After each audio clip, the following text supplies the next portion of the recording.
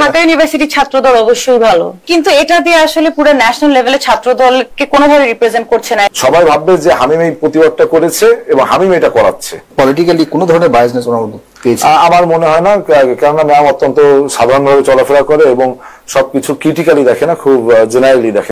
ম্যামের সাথে যখন কথোপকথনটি হলো অথবা এই ঘটনাটি ঘটেছে তার আধা ঘন্টার ভিতর আমি টিএসসি থেকে বের হওয়া মাত্রই দেখলাম যে ঢাকা বিশ্ববিদ্যালয়ের বিভিন্ন পেজে এবং বিভিন্ন আইডিতে অলরেডি কিন্তু আমাদের এই ভিডিওটি কাট করে প্রচার করা হয়েছে। দেখুন আপনাদের শান্তশিষ্ট প্রিয় জিএস প্রার্থীর কর্মকাণ্ড।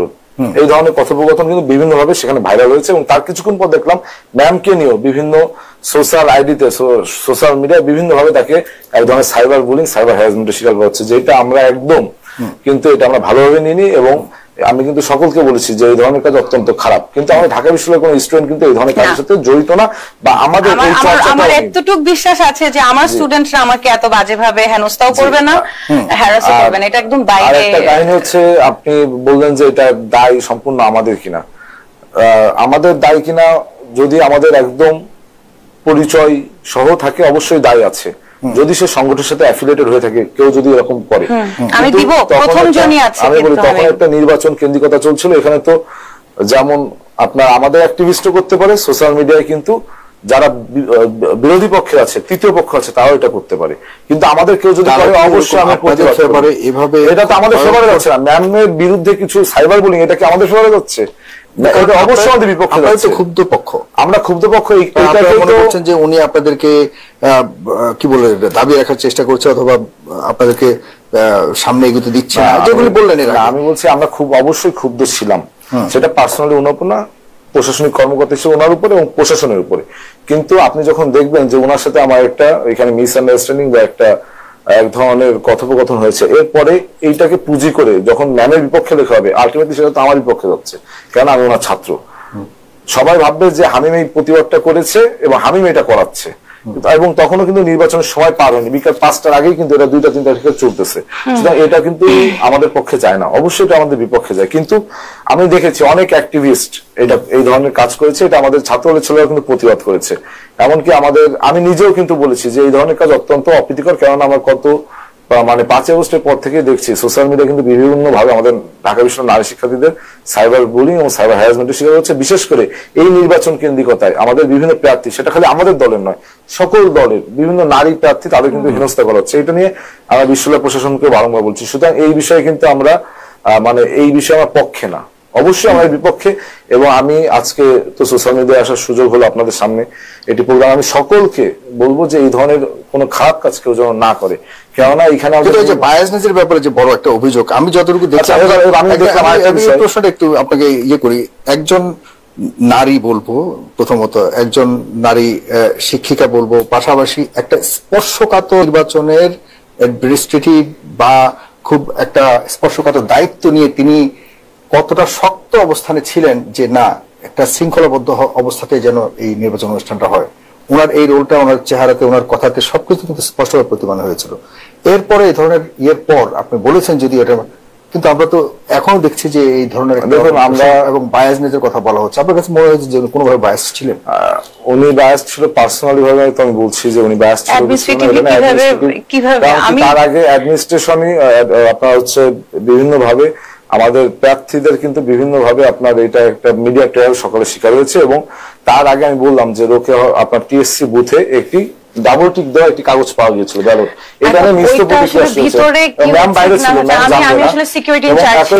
একইভাবে অন্য একটা কেন্দ্রে সেখানে কিন্তু একজন কর্মকর্তা ব্যালট ঢুকানোর সময় তাকে কিন্তু প্রত্যাহার করা হয়েছে। এটা আপনার নিউজ মিডিয়া দেখলে এই 3টা ঘটনার পর যখন এটা শুনছি তখন কিন্তু একটা হিট অফ দ্য মোমেন্ট হয়ে গেছে এবং তখন একটা মিসআন্ডারস্ট্যান্ডিং এর ম্যামের সাথে তৈরি হয়েছে। কিন্তু এখানে ম্যামের জায়গায় যদি অন্য কেউ থাকতো তার সাথে এটা তৈরি হতো, কারণ প্রশাসনিক কর্মকর্তা হিসেবে ম্যামকে এর আগে থেকেই ছিলেন।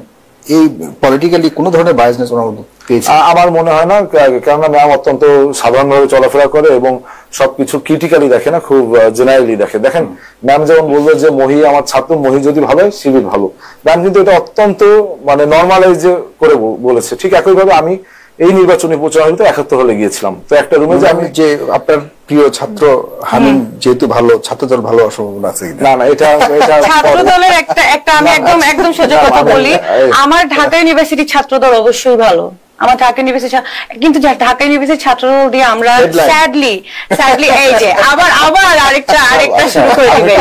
আমি বলি কিন্তু এটা দিয়ে আসলে পুরো ন্যাশনাল লেভেলে ছাত্র দলকে কোনোভাবে রিপ্রেজেন্ট করছে না। এবং আমরা দেখেছি ছাত্র দল আসলে অন্যান্য জায়গায় যেটা দেখি, আমি ওকে বলেছি আসার পরে যে আরো রিফাইন্ড হতে হবে, আরো নলেজেবল হতে হবে, আরো পরিচালিত হতে হবে। এই যে ভুলগুলো ওরা করে, এটা আসলে ওদেরকে আরো ড্র্যাগ করে নিয়ে যাচ্ছে অ্যাজ আ স্টুডেন্ট লিডারশিপ।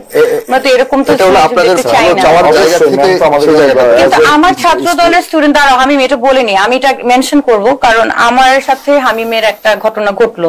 এরপর আমার ডিপার্টমেন্টের ছাত্র দলের যে ছেলেরা আছে, ওরা আমাকে টেক্সট দিয়ে সরি বলছে, মানে আপনি ঠিক আছেন, মানে আপনি ঠিক আছেন। হ্যাঁ, এটা তো হামিম আজকে আমি গতকাল রাতে ম্যামের ডিপার্টমেন্টে খোঁজ নিয়েছি যে আজকে ম্যাডামের ক্লাস আছে কিনা। আমাকে মেয়েরা বললো যে আজকে ম্যামের দুপুর 2টায় ক্লাস আছে, কিন্তু উনি ক্যান্সেল করেছে, এটা পেতে হলে রবিবার হয়তো যাওয়া যাবে। আমি চেয়েছিলাম যে ম্যামের ডিপার্টমেন্টে ম্যামের অফিস রুমে যে আমি দেখা করে আসবো এবং সরি বলে আসবো, যেহেতু তিনি আমার টিচার, এই জন্য আমি এটা চেয়েছিলাম, কিন্তু এটা সম্ভব হয়নি। পরবর্তীতে যখন শুনলাম ম্যাম এখানে আসবে এবং আমাকে আসতে হবে, তখন কিন্তু আমি এটা খুব ওয়েল অ্যাকসেপ্ট করেছি। আরেকটা বিষয় হচ্ছে, আমি যেটা বলছিলাম যে একটা ক্রিটিক্যালি একটা কথা বলি, সেটা ম্যাম বললেন ঢাকা ইউনিভার্সিটির ছাত্র যেমন সবাইকে রিপ্রেজেন্ট করে না, ঠিক একইভাবে মহিও কিন্তু পুরো শিবিরকে রিপ্রেজেন্ট করে না। ম্যাম এটা খুব জেনারেলাইজ ভাবে বলেছে যে মহি যদি শিবির হয় তাহলে শিবির হলো। ঠিক একইভাবে আমি 71 হলে প্রচারণা করতে গিয়েছিলাম, প্রচারণা করতে তো একটা রুমে যেয়ে দেখি 1000-এর উপর বই। তো আমি ওই ছেলেটার সাথে গল্প করলাম, সেই ছেলেটা আমাকে একটা বই গিফট করেছে এবং ছবি তুলেছে।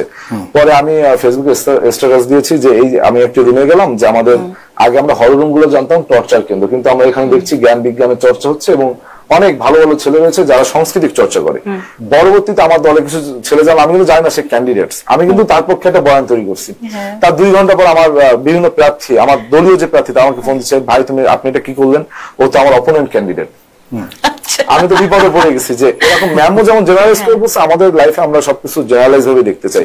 তো ম্যাম কিন্তু জেনারেলাইজ ভাবে শিবিরকে ভালো বলেছে, কিন্তু যারা ক্রিটিক্যালি থিঙ্ক করেছে তারা এটা ভালো হয়নি। ঠিক একইভাবে আমি ওই ছেলেকে কিন্তু আমি বলেছি যে ছেলেটা ভালো বা তার সাংস্কৃতিক চর্চা করছে, কিন্তু যারা ক্রিটিক্যালি দেখেছে তারা কিন্তু এটা ভালোভাবে অ্যাকসেপ্ট করতে পারেনি।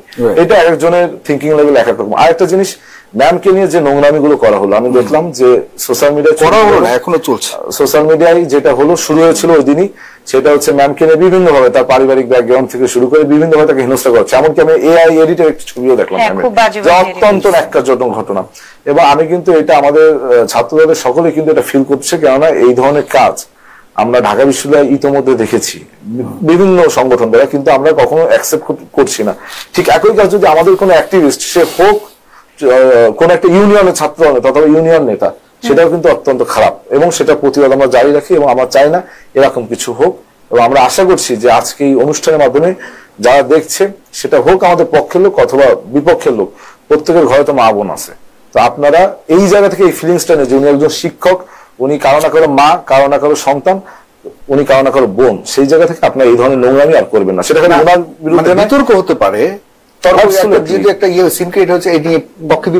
কিন্তু যেভাবে আলোচনা করেন, মানে আপনি এইভাবে কারো চরিত্র হেনস্থা আপনি করতে পারেন, মানে এতে করে আমরা খুব হয়ে যাচ্ছি যে আমরা কোথায় চলে যাচ্ছি। সোশ্যাল মিডিয়া কিন্তু শুধুমাত্র আমি আপনি যে ভাষাগুলি দেখেন, এটা কিন্তু যে সম্পর্কে জানে না সে কিন্তু ঠিক বিশ্বাস করবে। ঠিক, রাইট। আজকের এই অনুষ্ঠানটা আমাদের করার প্রয়োজনীয়তা আমি এই কারণে অনুভব করেছি যে এটা নিয়ে তৃতীয় একটা পক্ষ, যেটা ও ইঙ্গিত দিতে যাচ্ছে, তারা কি আসলে এটাকে ব্যবহার করে আমাদের সবাইকে একটা ফল পজিশনে অথবা এই একটা অন্যরকম হাইপ তুলবার চেষ্টা করছে কিনা, এই নিয়ে একটা প্রশ্ন তোলার সুযোগ আছে।